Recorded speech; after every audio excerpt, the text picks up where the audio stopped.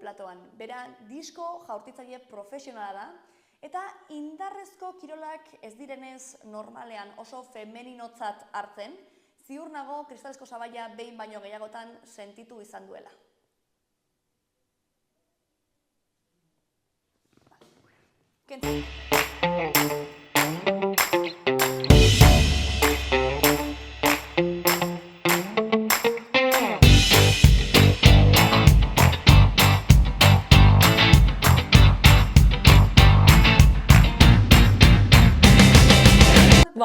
Bai. Venga, pues aldi. Ongi torri, June. Eskerrik asko. Zer moduz? Ondo.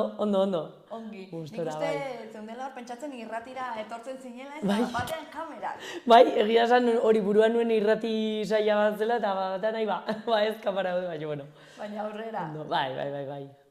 Bueno, ari gara, emakume ezberdinekin hitz egiten, ez? Kristalesko sabaiaren gai, potoloari buruz, ez? Nola eragiten dizuen, profile ezberdinetan kristalesko sabai ikustezin hau, ez? Baina, existitzen dena, ez? Bai, hori da, bai. Ez dakiz zure kasua, baita ere, zu disko jaurtilaria, ez? Bai, hori da. Jaurtitzaia, bai,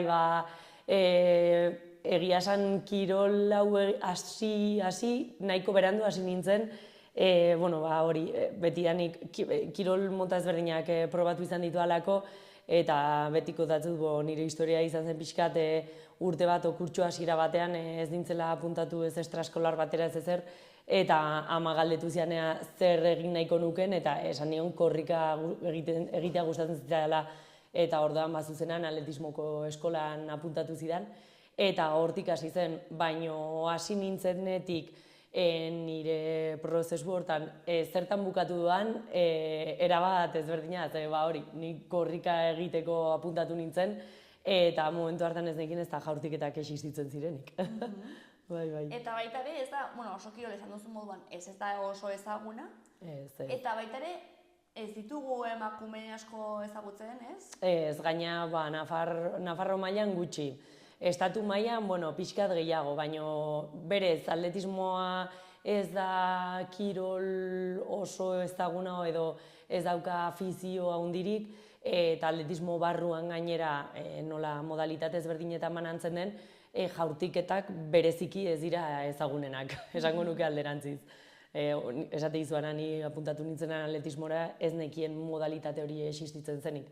Azkenean erakuste dizute hasten zaren heinean, ze eskolan beroketa orokor baten ondoren sailkatzen zituztelako entrenamenduak, egun bakoitzean modalitate ezberdina probatzea. Eta hori izan zen nik deskurritu ezagutu nuenean jaurtiketen mundua. Bestela, ez nuen ideiarik. Eta ezagutu zenuenean hori, izan zen horrelako amodio bat horrekin, edo nola izan zen prozesu hori, nork bideratu zintuen horretara? Egia esan, gustoko baino izan zen pixka bat ezaugarri ezberdinek lagundu zutela bide hori hartzen. Azkenean, atletismoak hori proba ezberdinak ditu, eta iristen da momentu bat edo maila bat, nun zuia pixka bat teknifikazioa ditzen zaiona ez, espezializatzen zara modalitate batean. Orduan, guk eskolan egiten genituen proba guztietatik, modalitate guztietatik, zeuden beste batzuk, adiez, salto altura proba, asko gustatzen zitzaidana, gainera ni altua nintzen, eta orduan zen proba gustatzen zitzaidana.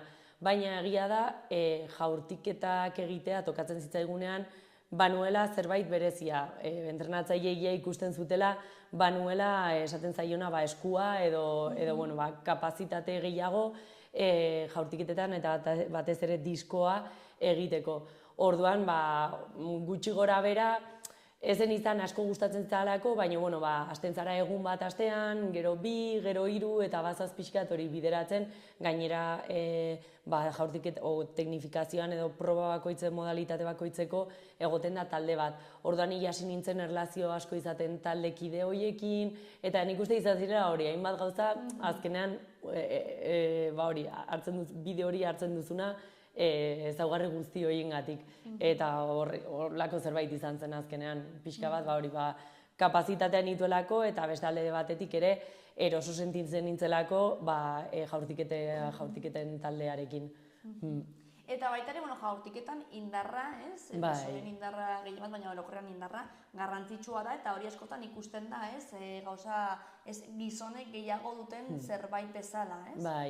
Bai, aldatzen ari da, eta gaur egun ikusten dut, gainera, beti orain augean dagoen crossfitarekin gainera, hori ikusten da, pixka mentalitate hori aldatzen ari dela. Egia da, ni jaurtitzaile egin nintzenan, edo hasi nintzenan ja pixka profesionalki, oraindikan pentsamendu hori, eta ez dira urte asko pasa, esan nahi dut 15 urte, baino bai ikusi gala aldaketa handi bat,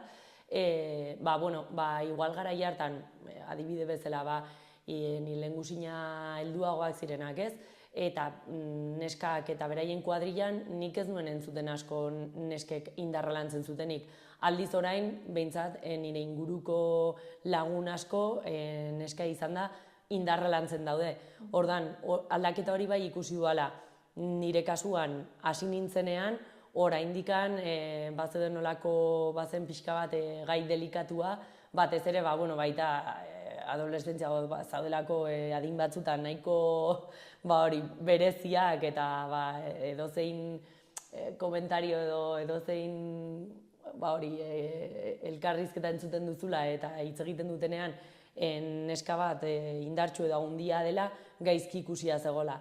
Eta bai izan nituela olako krisi momentu batzuk esaten hau da benetan nahi dudana, ni horrela edo ikusten dituen jaurtitzailea helduagoa zirenak, horrela izan nahi dut fizikoki onartuko naiz horrela ikusita, baina urteak pasa hala ikusten duzu gustora bazaude, gustatzen bazaizu eta gainera zuretzako erronka bat bada hortan datza kirola azkenean, horrek pixka bat ere laguntzen du komentario horiei kasurik ez egitea eta zuk zure bidea jarraitzea, bai. Eta zenolako komentarioak ziren horiek? Zu fisikoki epaitzen edo... Bai, ezen epaiketa zuzen bat, edo ezen hola, baina gainera gure entrenamendu ziklotan aldaketa fisiko handiak izate ditugula, segun ze demoraldiko ze momentuan zaude, fisikoa pixkat aldatzen da, adibidea. Hasten zarenan denboraldia ez, esan diguna, pretemporada, bai egiten duzula da pixkat el ziklo de volumena hartzea. Zertarako, bazuk lortzen duzun indar hori, gero transformatzeko abiaduraekin eta potentziaren bidez azkartasun bat lortzeko. Adibidez, volumen garaietan, nik igual normalean pixatzen manituen, ez dakit, asmatze dut 18 kilo. Iristen nintzen igual 82 kilotara, ez? 4 kilo, eta 4 kilo batez ere emakume batean ikusten da, lo dituela. Baina ez zen loditu, hori, ez da gindu esan, gantza, ez, zen muskuloagatik, hipertrofia lortu duzula muskulotan. Eta entrenamendu giroan guretzako normala zen, baina, igual etxera itzuli eta edo ezagunen bat, edo kalera ateratzen zarela eta herriko norbaitek komentatu zezakeen, ui, June, haundia zaude. Eta komentario horiek batzutan ezen ekien zen. Benetan esaten haundia zaude jo indartxu edo pixka bat kritikatzen loditu zara. Eta, karo, igual hasieran adin txikiagotan horrek eragiten dizu. Zure eguneroko estasuna, gero ikusten zara ispiluan eta esatuzu jo, eta ze ikusiko naiz oso lodia, oso...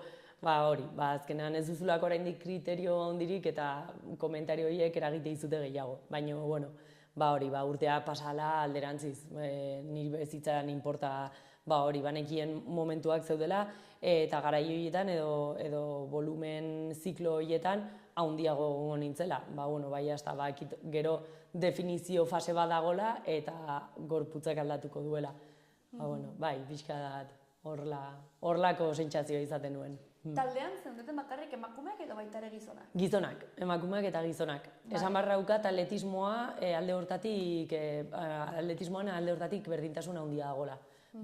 Ez dut inoiz sentitu, proportzioan edo jaurtitzaile bezala normalean bai mutil gehiago daudela neska baino ez da ezberdintasun handi bat. Ez dakit, bai, igual 60% mutilak eta 40% neskak. Bai, ia 40% ez dago gaizki. Eta zuk barnean zenituen galdera edo gatazka horiek fisikoari Bai. erreparatuta, komentatzen zenituen baita ere zure taldekide gizonekin? Bai, gizon eta neskekin. Eta azkenean horrek ere asko laguntzen dizu. Azkenean zuri ulertze dizutelako, zuk egiten duzun gauza berdinak egiten ari direlako beraiek, edo entrenamendu berdinak, kirol berdinak, eta fisiko aldaketa horiek beraiek ere izaten dituztelako. Ordan gure artean bai komentatzen genuela, eta horrek lasaitzen dizula, zeren bakizu dela prozesuaren parte zati bat, eta azkenean guzti hori dela zure helburua lortzeko, hau da, diskoa ahalik eta urrutien jaurtitzea. Argi eta garbi zegoen geroz eta argalago edo hori ez balmazen nuen muskuloa lantzen, ez zenuela jaurti behar. Eta horretarako sakrifikatu behar baldin baduzu volumen hori, jazta hori da tokatzen dena, ez?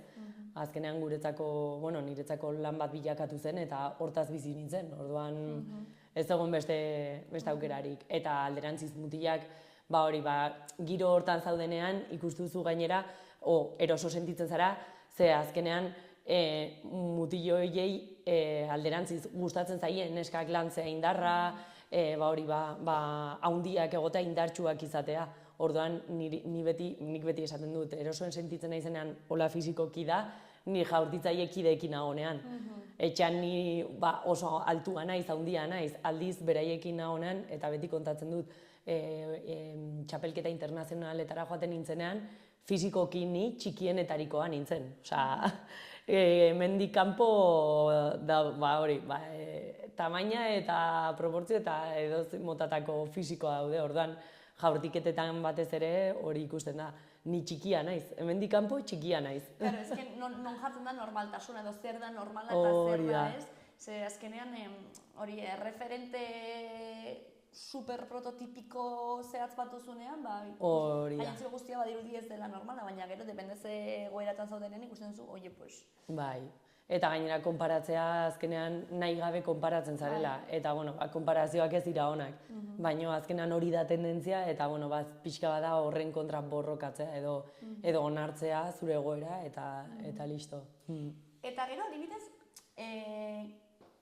zure kide gizonezkoei komentatzen zietenean fisikoari buruz, handitu zara, haiek ere hartzen zuten horrela, zu bezala, hau da, zer esan nahi du honek, gizonezkoa izan da, alderantziz, gizonezkoa normalean bereientzako, kriston... Piropoa. Piropoa, hori da. Bereientzako poza, jendeak ikustea hori handia zegoela indartsuago ikusten zutela. Baina, hori, estereotipo horiek beti egon direlako, eta horrela izan delako beti. Gizona geroz eta indartsuago ikusten da zerbait polita edo zerbait atraktiboago bezala. Emakumeetan, esango nuke, orain arte alderantziz izan dela. Pixka kontzeptu aldatzen ari da, oraindik asko falta da, baina hori izan da tendentzia. Eta ze prejuizio dago emakume altu indartsu batekin, ez? Ze nolako, zure ustez nola hartzen du gizarteak, ez? Edo nola irudikatzen da, edo nola... Maskulinoago zarela, igual, galtzen duzula feminitate hori, eskeztekin nola deskribatu, ez? Baina nik azkenean tabu hori beti apurtu izan ditut, edo estereotipo hori beti apurtu izan ditut, zeren azkenean june jarraitzu dut izaten. Ez handiago edo indartsuago nagolako beste pertsona bat bilakatu naiz, edo atrakzio gutxiago dut, ez, argi eta garbi dago mundu guztiari ezin diozula gustatu, eta fisikoki, bakoitzari gustatzen zaiona. Orduan onartu zure burua den bezala, eta bestek esaten dutena, kasurik ez egin, ze azkenean ez du garrantzirik zuretzako. Bai. Eta gero, adibidez, esan duzu, profesional bilakatu zinela, hori izan zen zure lanbidea urte batzuetan. Ia 15 urtez, bai. Eta horretara, maila horretara llegatzea zailagoa izan zen emakume izateagatik? Edo ez? Nola sentitu izan zen nuen? Ez, esango nuke ez. Azkenean hori atletismoan zorionez da kirol bat berdintasun handia agona, eta maila, mundu maila da markatzen duena, ez? Zuk zen maila duzun, eta baituzu helburu batzuk, X metrotara, gure kasuan metro batzuk exigitzei dizkigute, ez? Txapelketa bai estatu mailako txapelketetara joateko, bai Europa edo mundu mailarako txapelketetara joateko. Orduan, zuk helburu o metro horiek jakinda, pixka batzen, gutxinaka hobetzea eta metro horietara iristea. Baina ez dut ikusi zailtasun handirik alde hortatik. Edo ez dut ikusi ezberdintasunik mutilekin konparatuta. Igual proba batetik bestera jaurtiketen barruan, bai. Zeren, segun ze maila hauen orokorran ez, hau da ranking bat. Orduan, hasten dira, normalean, marka hoberenetik hortikain ja, edo ze markak dauden, media bat egiten da eta hor exigitzen dira metroak. Baina nahiko horrekin nik ez dut kexarik. Eta ze mailatan zeunden zu, ze mailatan konpetitzen zenuen? Esango nuke, estatu mailan maila altua nuela, baina Europa mailan ez hoberena, baina maila ona, mundu mailan nahiko atzean rankingan. Ze mundu mailan marka oso ona daude maila handiago, eta egia da gainera azken urtetan egin zela holako puntu sistema bat, klasifikatzeko horrek zailtasun handiak eman zizkigun minimetara iristeko, iritsi baino hori puntu horiekin o puntu horiek lortzeko. Orduan, da pixka bat hor zaudenean saiatzea oztopo horiekin aurrera jarraitzen eta zuk ahalik eta hobekien edo zure helburuak argi izan da, saiatu lortzen. Eta egiten zenuten, hau da, adibidez futbolan egiten den moduan edo eskubaloian eta emakumezko liga, gizonezko liga, edo hemen guztiak zeundeten nahaztuta eta zuk konpetitzen zenuen?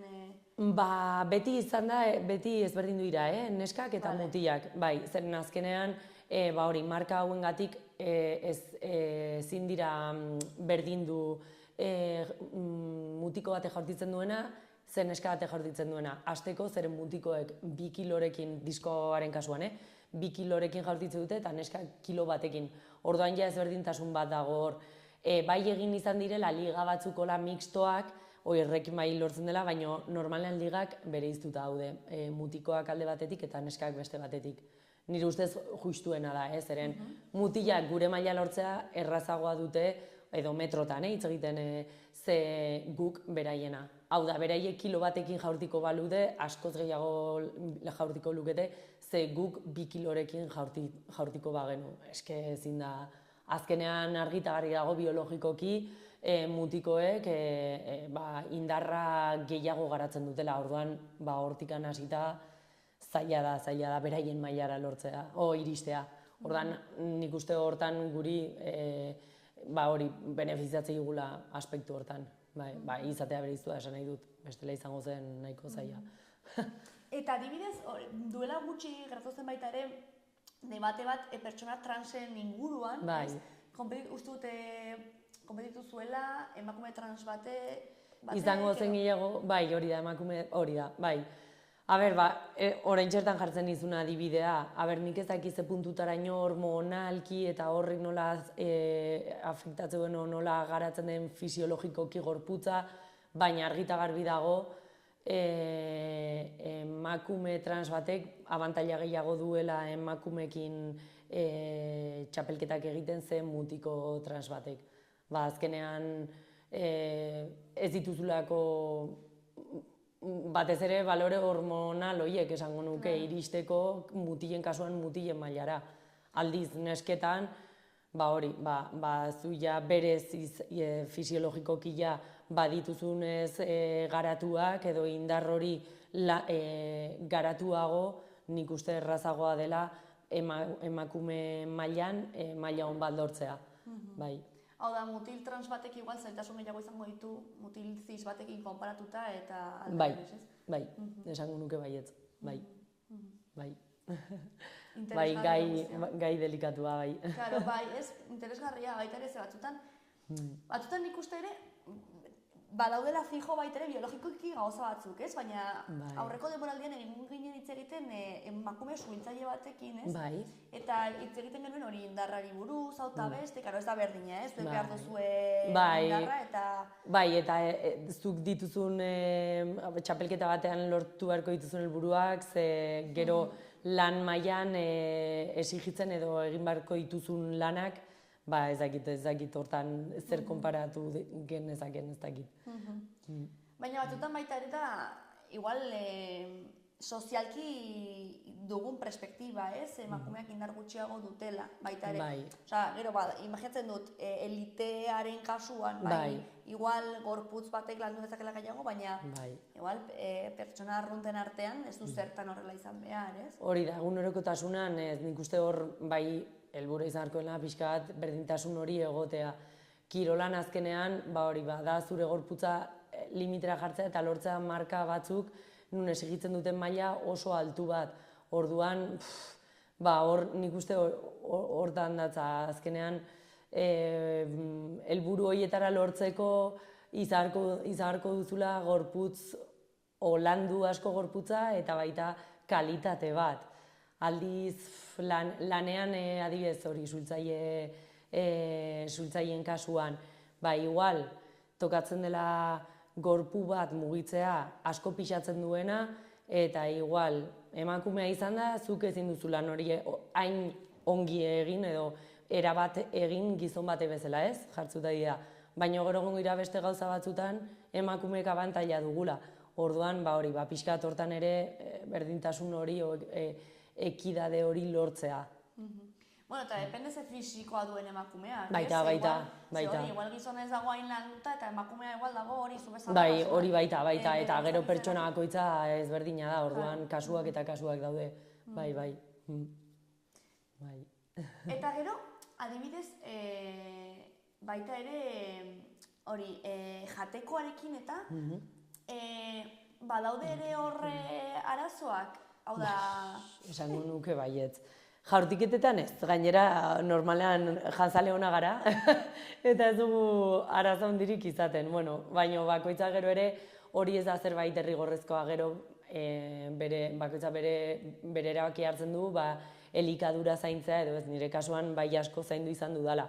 Zeren ikusi dut elikadura zaintzen emaitza hobeak ateratzen dituela. Orduan, azkenean horrekin ere beste hori kirol karrera hortan beste, hau esango dut, emaitza horiek lortzeko beste faktore bat da. Orduan, nire ustez, elikadura zaintza oso garrantzitsua da. Gero, bakoitzak erabakitzen duena, baina atletismo barruan hitz egiten badut modalitatez berdinetaz, adibidez, korrikalariek, denok orokorrean, baina korrikalariek adibidez ere, elikadura asko zaindu behar dute. Asko pasatzaren baira pixuz, azkenean korrika egiteko fondoan harina izan beharko zara. Geroz eta kilo gutxiago mugitu, ez? Abiadura azkarragoa o abiadura handiagoa lortuko duzu. Gauza da, pixkat kontrolpean izatea, hau da, profesional batek laguntzea prozesu hortan, zeren nik adibidez betianik nutrizionista batekin landu izan dut elikagaiaren kontua. Kasuak edo baditut ezagunak, beraien kontu saiatu direla, eta azkenean arazoak izate dituzte, daude desekilibrio asko, ez dituzu kontutan hainbat gauza, eta deskontrolatu daiteke. Orduan arazo, normalean batzutan baita obsesio moduan hartu dezakezu elikagaia kontrolatzearen kontua. Eta horrekin kontu zibila harko zara, bai. Claro, TCAk eta obsesioak eta horrelakoak... Bai, daude, kirol guztitan gainera esango nuke. Eta gehiago emakumezkoen artean, gizonezkoen artean baino? Nik uste ezagunagoak edo igual, hau aterako zait.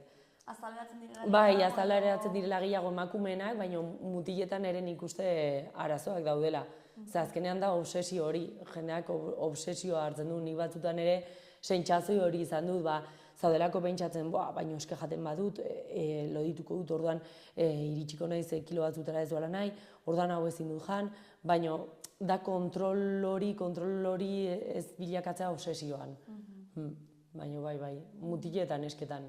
Igual neskenak gehiago azaleratzen dira, baina mutiletan ikuste ere badaudela. Bai.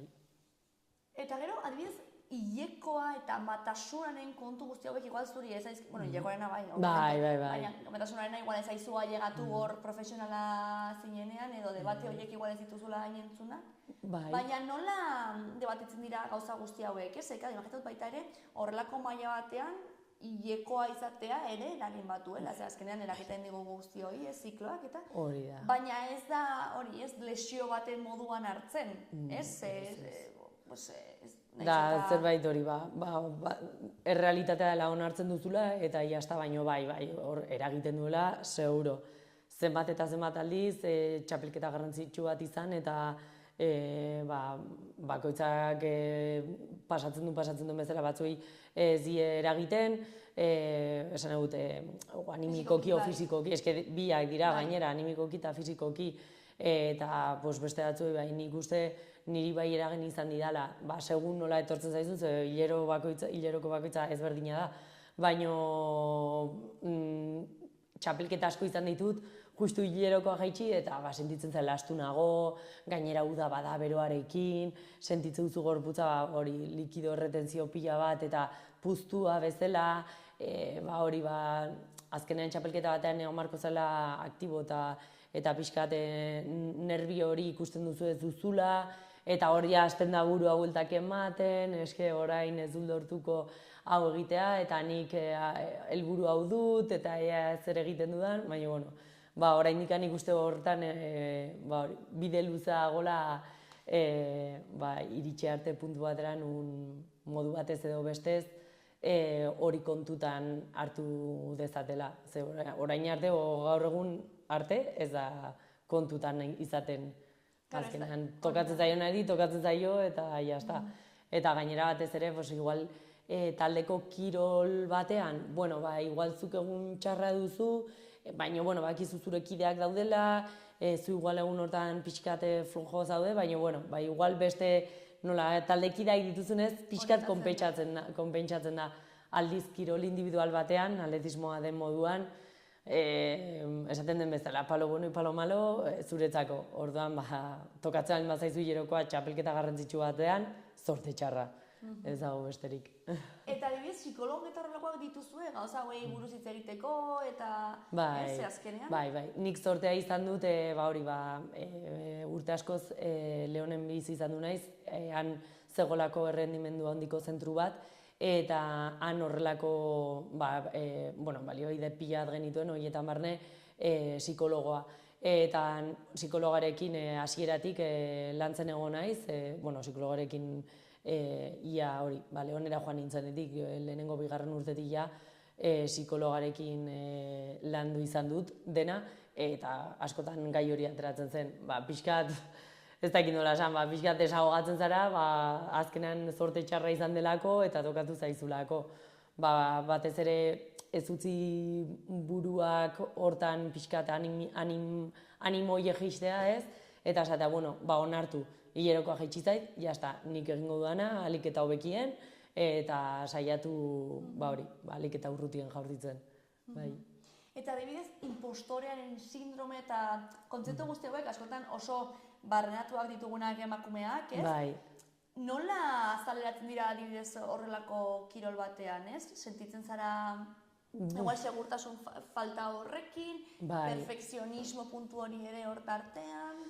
Batez ere lantzen esaten dizuna psikologoarekin, eta pixkat zure pentsamendu horiek ez sinisten, konfidatzen egunerokotasunean egin duzun lan hortan, eta nola esaten da, pixka bat dejarte llevar, eske hola izaten da, geroz eta gutxiago pentsatu, dejarte sorprender, edo, iristen zanean txapelketa batera, saiatu ez izaten espektatibak, perfekzionismo hori anulatzen, zeren perfekzionismoa ez da existitzen, spoiler, eta pixka bat, ba hori, sorpresa bat izatea, zuk zure lana ahalik eta baikien saiatu egiten, zeren gero emaitzak iristen dira, lehenago beranduago iristen dira, eta geroz eta buelta gutxiago eman, azkarrago iristen dira.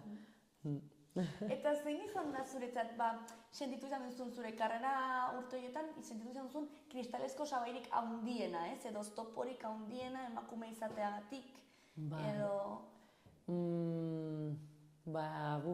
Ez dakit, esan emakume bezala igual oztopoa, ez dakit zein izango zen. Azkenean nik oraintxe bertan ja maila altu hori utzi nuen, batez ere igual ja nekeagatik, hainbeste urte eramateagatik entrenatzen, eta pixkaten neke hori akumulatu nuelako eta behar nuelako aldaketa bat, eta baita ekonomikoki hortaz ezin nintzelako bizi, eta nire ikasketak ditu alako, eta eskerrak horri lanean hasi naizelako, lan egiten ikasi dudanaz. Baina ez daukaz ikusirik ekonomikoki, ze atletismoan adibidez, beste kirol batzutan bakitez ez, baina atletismoan hortan ez dago ezberdintasunikia. Bai neska bai mutilek, segun ze maila duzun, azkenan gutxi goraera berdin kobratzen da. Orduan, emakume bezala, eske esango nizuke nik ez duela izan esperientzia txarrik. Ez dakit, orain ez dut behintzat gogoratzen nola egoeraren bat, esan nola, hau neska naizelako izan da, ez. Eske hortan beti esan izan du, niretzako atletismoan berdintasun handia dagoela, bai. Entrenatzaileak eta baita ere dira emakumeak edo gehien bat gizonak? Gehien bat gizonak, emakume gutxiago, baina adibidez nik zortea izan dut, ze Leonen ez, baina Leonera joan aurretik, hau da, niri erakutsi zidana, bai eskolan hasi nintzenean hasi berri jaurtiketen munduan sartu zidana, bai gero teknifikazioan izan nuen entrenatzailea biak emakumeak izan direla. Orduan horrek asko lagundu izan dit pixka bat, nire zalantza edo beldur guzti horiei aurre egiten. Hortan ikusuala ezberdintasuna. Igual entrenatzaile gizonezko batek, igual ez zaitu erabat ongi ulertzen zure pentsamenduak edo zure hori bai izan daitekela, baina eske ez da ez dut izan horrelako esperientzia txarrik. Izan dituan entrenatzailea bai gizonezko bai neskek hori beti errespetatu dute, ulertu dute, entzun digute eta ez dut izan esperientzia txarrik. Eta badago ezberdintasuna baita ere erabiltzen duten ez dakit moduarekin, entrenatzeko moduarekin, emakume bat izan edo gizon bat izan? Nola, zure gana nola zuzendu edo? Bai, zuzendu edo nola hitz egin edo? Ez, esango nuke nik behintzat nire esperientzian ez. Ongi egiten bat zenuen, bai mutiko bai neska izan, oso ongi, gaizki egiten bat zenuen, hau hobetu harko, ez dut izan nola liskarra hundirik horrekin. Ez. Eta batez ere hori zeren azkenean beti entrenatu izan dugun neska eta mutila batera. Eta inoiz ez da egon ezberdintasunik mutilak guazen entrenatza alde batetik eta neskak beste batetik. Ez, beti izan da denak elkarrekin. Bai. Egia da, askotan, hori, etorri direnean, igual, ez da infamatuak diren kiroletan sartuta dauden emakumeak, ez dutela inbesterako desberdintasuna ikusi, ez? Baita ere, herri kiroletan edo nik zerrakit, ez? Nik uste, gaina teoria hortara noizbait iritsi izan naiz. Indarrarekin zerikusia duten kiroletan, normalean, ez daudela, alderantzi sentitzen zarela, zure lekuan. Ez dakit nola esan, bai. Nik behintzat hori izan da nire esperientzia. Eta gero, kuriosoa da ez, famatuagoak diren kiroletan, ez edo handiagoak futbola edo, kriston ezberdintasuna dago. Bai, gaina eske koinzitzen du askotan ere talde kirolak direla, azkenan ere ze negozioa den, geroz eta ezagunago kirola edo kirol mota hori orduan eta bilakatzen da pixkat, zerbait kapitala. Bai, kapitala, hori da nik behintzat. Orduan, horretik esatu nahiko nukela eta atletismoak atletismoa joan dadila garatzen eta geroz eta ezaguna izaten, baina nik uste desabantaila hori duela. Gero ja, bai, joaten dela pixkat, bai, ez dakit, galtzen duela berezitasun hori. Bai. Eta, gero, amatasunaren kontua ikusi izan duzu horrelako kirol batean, hori debate edo, frustrazio horiek gertutik, ez dakit? Bai, nire kasuan ez naiz ama eta ez dut bizi izan, baina bai entrenamendu kideetan eta hori egia da horrek bai asko eragiten duela. Behin haurdun gelditzen zaila aur bat izaten duzula, gorputz aldatu da, askoz gehiago gozatzen du itzultzea berri zinen fisikora, eta hor dagoen handikapa da denbora. Denbora hori, ez, haurdunaldia eta aurre izan duzun hortan, urte eta piko dela zure maila on hortara iritsi gabe. Eta azkenean, kiroletan normalean bizizarena da urteka. Eta geroz eta urte gehiago emaitza honik izan gabe, maila jeisten doa, zure maila jeisten doa. Eta orduan, hor bai nik uste bai behar dela laguntza pixka bat, edo, bueno, ez dakit nola esan, bai, laguntza gehiago. Zeren azkenean momentua iristen denean, ia guztiek ez, baina kirolari emakume askok azkenean kirola bigarren planoan uzten dute, azkenean lehentasuna ematen diotelako garrantzitsuago denari aurra zaintzea eta hori pixkat heziketa hortan jarraitzea. Gutxiko nik uste bueltatzea eta maila hon bat lortzea kriston meritua duela, ze oztopo pila bat daude, kasu hortan bai. Eta zure ustez badaude oztopo fisikoak baina baita ere oztopo psikologikoak gizartearen ikuspegitik bideratuak? Azkenean ez dakit baita ere nola... Bai, zeren azkenean nik uste eragingo duela, badakizu zure gorputza aldatu duela, aldaketa handiak izan dituela, bueltatu zaitezkela zenuen fisikora, baino denbora behar duzula, eta denbora hortan seguraski entzungo duten oztopoa psikologikoa izango da, komentarioak, baino ze zaila orain berriz itzultzea kanpotik entzungo dena, ze zaila bueltatzea fisiko hortara, edo emaitza horietara, ez dut uste lortuko duenik, nik uste gehiago dela komentario horiek jakitea pixka bat kudeatzen eta zuri ez eragiten. Inkluso izan daiteke, zehari zara txikia hor uzten bakarrik. Hori da, hori, holako, bai, edo ez ikita hortan hori ez zintzela egon, aurra utzi duzula amonekin, edo zaintzaile batekin, eta betikoa, beti egungo dela norbait, eske, ze ama txarra, ez, ez, nik uste hortan bai izarko zula templea eta esan, mira, niri honek ezin dit eragin. Nik dituan helburuak hauek dira, lortu nahi ditut eta berdin zait entzute dituan komentario horiek. Horietakoetan nola egiten zuzuk, momentu batan psikologoekin zeuden, ez? Baina, adibidez, gaur egun baita ere horrelako egoeratan, ez? Horrelako, ez dut esan nahi, hau bizi izan duzunik, ez? Baina, bai, guztiak bizi izan ditugula egoerak, non, kanpotik igual epaituak sentitu garen, ze egiten duzu horri aurre egiteko? Bai, igual hasieran nik ez dakite ni horrela naizelako edo, eta bai, hasieran molestatzen dietela, baina gero denbora pasala garrantzia kentzen diot, zeren azkenean ez dakizte intentzioarekin izan den komentarioa edo mintzeko edo hori kritika bezala edo bere pentsamendua delako, baina ni bakit honik ez diala egiten, orduan ez dakit jartzut mutea eta jazta. Eske egia esan gauza horietarako urteetan zehar bai ikasi doala pixkat pasatzen. Lehen bai pixkat hori sentitzen zenuela bai hori da. Igual pixka pertsonalago, baino gero ja iristen dain bat, berdin zaizula. Azkenean baita sufritu duzulako hainbeste horregatik, gero urtea pasala esatu zula eskezit pena merezi. Osa, niri zaportatzei komentario horrek edo pertsona horrek ezer, bai jazta. Bai. Ba, jazta, igual, mezu horrekin geratuko gara, Bai. Bai. Osa, bueno, ikusten da, landu izan duzula hau nahi kotxo, Bai. Azkenean hori asko aldatu dut, hasi nintzenetik kirolean, gainean ni hori bai, zaraz naizela oso responsable, denbora guztien. Bai, zintzoa, eta empatizatzen duela asko, gustatzen zara, jendea laguntzea, eta hasieran, esaten zen, ostra.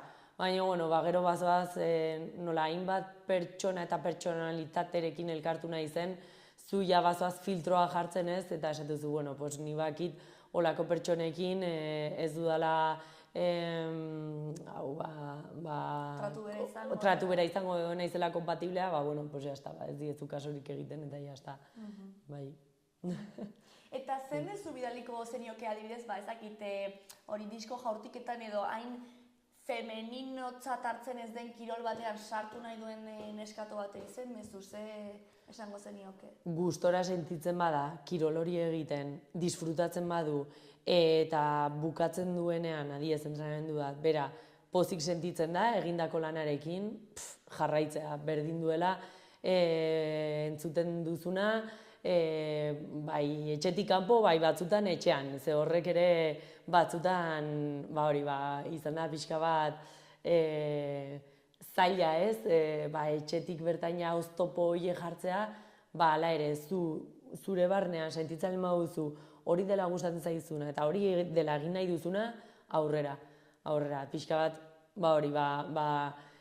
ez dakit, ez da inkonstiente izatea, baina konfidatzea zure sentsazio hortan edo zure pertzepzio hortan eta jarraitzea berdin duela beste batek pentsatzen duena. Bai, egia da, etxekoak batzutan, ez, mina handiagoa egiten dutela, kanpokoak baino, igual maite ditugun pertsona edo konfiantza edo referente ditugun pertsona horien komentarioak, ez? Azkenean direlako zuri hasi zaituzten pertsone, baina, azkenean baita mundua garatzen doa eta igual jakin zu pertsona bezala oraindik garatzen zaude eta gutxinaka bazoaz ikusten zer nahi duzun eta zer ez nahi duzun. Eta ez da traizio bat zuk ez jarraitzea zure etxean ikusitakoek egin duten bidea eta beste bide bat hartzea, hori izan dela nire kasua. Eta denak duela denbora bat onartzeko eta egoera hortara ohitzeko. Ordan igual zuri gustatu zaizuna denbora tarte bat, zure ondokoari, esan egut, etxekoei igual gehiago kostatzen zaie, baina azkenean bukaeran ikusten badute hori dela zuri gustatzen zaizuna, beraiek ere onartze dute eta alderantziz aldatza pixka papera eta pozten dira zuk egindako lortutako emaitzengatik eta zuk sortu duzun edo garatu zaren moduagatik. Orduan, bai. Mila esker, June etortzeagatik. Zuei, gonbidatzagatik. Bai, noski baietz, plazerra izan da. Bai, eskerrik asko. Eta hurrengora arte. Bai.